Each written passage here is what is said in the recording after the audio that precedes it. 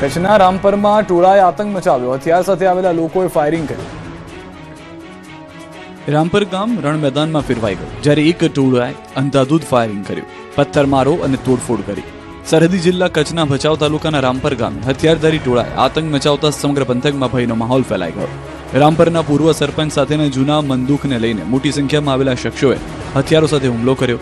આ હિંસક ઘટનામાં હુમલાખોરોએ 3 થી 4 રાઉન્ડ અંધાધૂંધ ફાયરિંગ કરતા ગામમાં અફરાતફરી મચી ગઈ. પ્રાપ્ત વિગતો અનુસાર પૂર્વ સરપંચ અને સામેના પક્ષ વચ્ચે લાંબા સમયથી ચાલી આવતા વિવાદને આજે ઉગ્ર સ્વરૂપ ધારણ કર્યું. હથિયારો સાથે આવેલા ટોળાએ માત્ર ફાયરિંગ જ નહીં, પરંતુ પૂર્વ સરપંચના ઘર અને આસપાસના વિસ્તારમાં જોરદાર પથ્થરમારો પણ કર્યો. આ દરમિયાન ત્યાં ઉભેલા વાહનોમાં પણ તોડફોડ કરી મોટું નુકસાન પહોંચાડવામાં આવ્યું.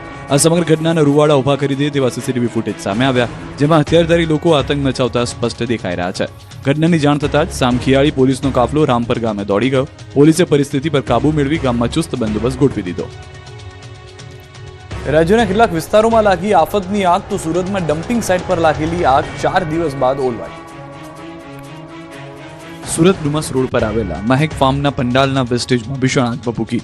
વાવાઝોડામાં પડેલા પંડાલના વેસ્ટેજમાં ભીષણ આગ લાગતા અફરાતફરી મચી ગઈ.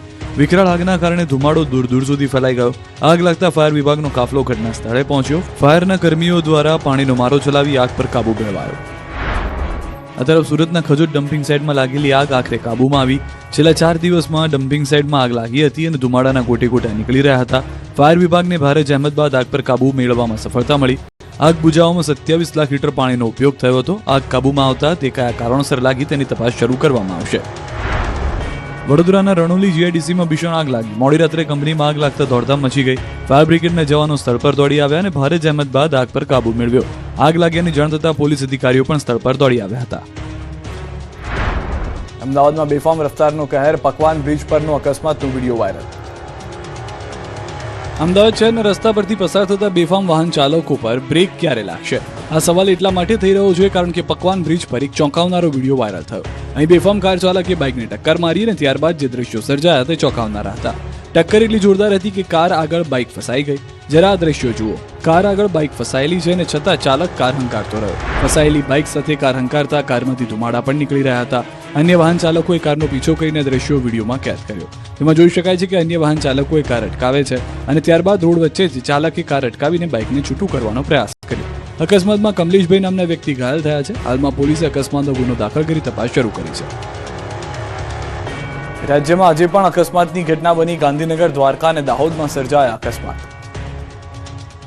ગાંધીનગરમાં માણસામાં અકસ્માતમાં એકનું મોત નીપજ્યું. ઓવરટેક કરવા જતા સમયે અકસ્માત સર્જાયો, જેમાં બાઇક સ્લીપ થતા ચાલક ટ્રક નીચે કચડાઈ ગયો.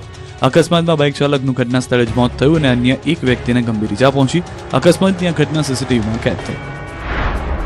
આ તરફ દ્વારકાના ખંભાળિયા નજીક રામનગર વિસ્તારમાં બેફામ દોડતી કાર ચાલકે બાઇકને લીધું અડફેટે. બાઇકમાં સવાર એક વ્યક્તિનું મૃત્યુ થયું, જ્યારે અન્ય એક વ્યક્તિને ગંભીર ઇજાઓ થવાને કારણે હોસ્પિટલમાં સારવાર માટે ખસેડાયો. અકસ્માત અંગે પોલીસે કાર ચાલક સામે ગુનો નોંધી વધુ તપાસ હાથ ધરી. દાહોદની ગરબાડા ચોકડી પાસે હિટ એન્ડ રનનો બનાવ બન્યો. એક્ટિવા પર દારૂ લઈને જતા યુવકને અકસ્માત નડ્યો. ઘટનામાં એકનું મોત નીપજ્યું. અજાણ્યા વાહને ટક્કર મારતા અકસ્માત સર્જાયો. અકસ્માત બાદ રસ્તા પર દારૂની રીલમછેલ જોવા મળી. યુવક ક્યાંનો છે અને દારૂ ક્યાંથી લઈને જતો હતો, કઈ ગાડી સાથે અકસ્માત સર્જાયો તે દિશામાં પોલીસે તપાસ હાથ ધરી.